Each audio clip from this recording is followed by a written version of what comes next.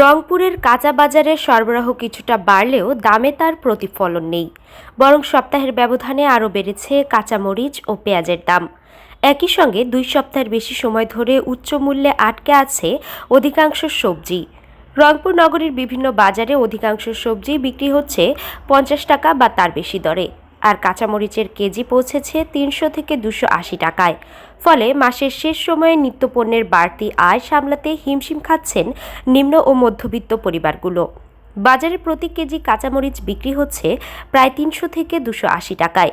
খুচরা বিক্রেতারা প্রতি 100 গ্রাম 40 টাকা এবং 250 গ্রাম 100 টাকা দরে বিক্রি করছেন। তবে আধা কেজি বা 1 কেজি কিনলে প্রতি কেজি 20 থেকে 30 টাকা কম রাখা হচ্ছে।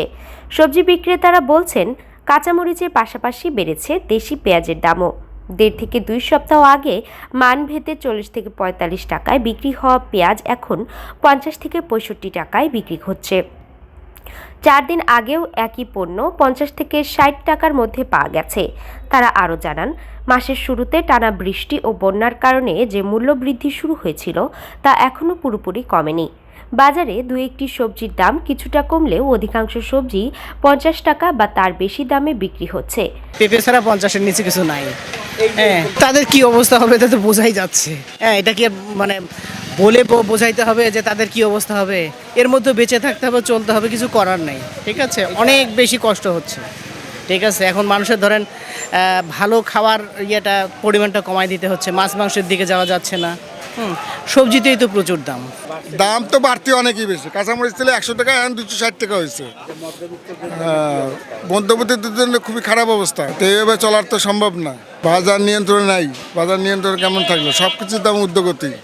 আমাদের জন্য আসলে সমস্যা, মানে যারা আমরা মধ্যবিত্ত শ্রেণীর জন্য এটা চাপ।